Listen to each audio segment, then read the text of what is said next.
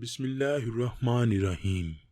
اسلام اخلاق و آداب، تہذیب و تمدن کی تعلیم دیتا ہے۔ اس نے چھوٹوں کو بڑوں، بڑوں کو چھوٹوں، بیوی کو شوہر اور شوہر کو بیوی کے ساتھ پیش آنے کے آداب سکھائے ہیں اور ہر ایک کو اس کے حسب و مرتبے کے مطابق خطاب و ندا کرنے کے اصول دیے ہیں۔ چنانچہ آج کی ویڈیو کا موضوع یہ ہے کہ بیوی کے لیے اپنے شوہر کا نام لے کر پکارنا شرعاً کیسا ہے، اور اسی طرح شوہر کا اپنی بیوی کے نام لے کر پکارنا جائز ہے یا نہیں۔ کیا شوہر اپنی بیوی کا نام کسی غیر مرد کے سامنے پکار سکتا ہے؟ ناظرین گرامی، اللہ پاک نے اپنے پیارے نبی سرور کائنات حضرت محمد صلی اللہ علیہ وآلہ وسلم کی زندگی کو ہمارے لیے بہترین نمونہ بنایا ہے۔ ان کی زندگی سے ہمیں ہر معاملے میں رہنمائی ملتی ہے۔ اسلام نے عورتوں کے کچھ حقوق و فرائض تعین کیے ہیں جن کی وجہ سے عورتوں کو معاشرے میں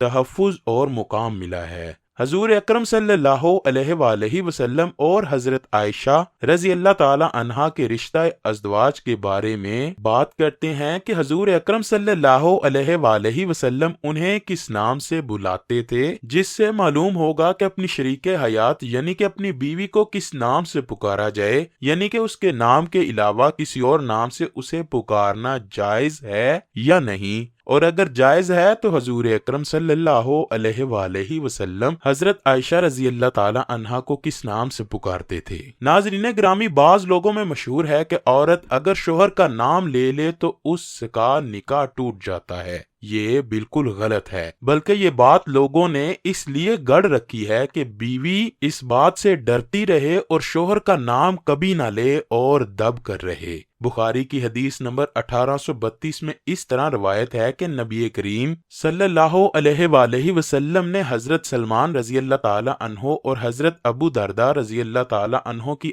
آپس میں اخوت قائم کی اور انہیں آپس میں بائی بائی بنا دیا۔ تو ایک بار حضرت سلمان رضی اللہ تعالی عنہ حضرت ابو درداء رضی اللہ تعالی عنہ سے ملنے ان کے گھر چلے گئے۔ حضرت سلمان رضی اللہ تعالی عنہ نے حضرت ابو درداء کی بیوی کو پراگندہ اور کام کاج والے لباس میں دیکھا تو کہنے لگے، یہ کیا حالت بنا رکھی ہے؟ وہ کہنے لگیں، آپ کے بھائی ابو درداء کو دنیا کی حاجت اور ضرورت ہی نہیں اور نہ ہی میری۔ اتنی دیر میں ابو درداء رضی اللہ تعالی عنہ بھی آ گئے اور ان کے لیے کھانا رکھا تو سلمان رضی اللہ تعالی عنہ کہنے لگے، بھائی کھاؤ۔ ابو درداء کہنے لگے، میں روزے سے ہوں۔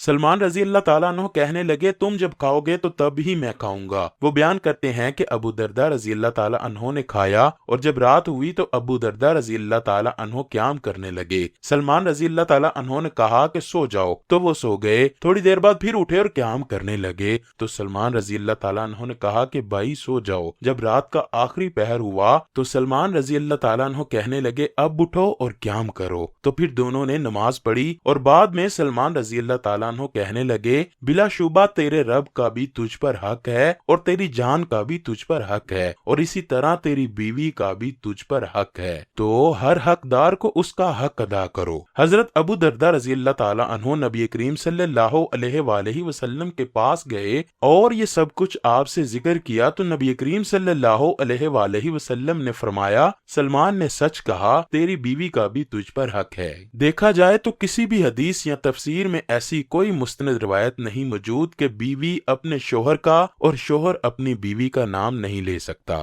عورت کو اپنے شوہر کا نام لے کر پکارنا جائز تو ہے لیکن خلاف ادب ہے، جیسے بیٹے کا اپنے والد کو نام لے کر پکارنا، یہ خلاف ادب ہے۔ بیوی اپنے شوہر کو منع کے ابو، سلمان کے ابو وغیرہ کہہ کر پکارے، اگر ابھی اولاد پیدا نہ ہوئی ہو تو فلاں کے چچا، فلاں کے ماموں کہہ کر بھی پکار سکتی ہے۔ اسی طرح شوہر بھی اپنی بیوی کو سلمان کی امی وغیرہ کہہ کر پکارے تو زیادہ مناسب ہے۔ الغرض جو انداز زیادہ مہذب ہو وہ اختیار کیا جائے، یعنی بیوی اپنے شوہر کو ادب کے دائرے میں رہتے ہوئے جو بھی پکارے گی وہ مناسب ہی ہوگا۔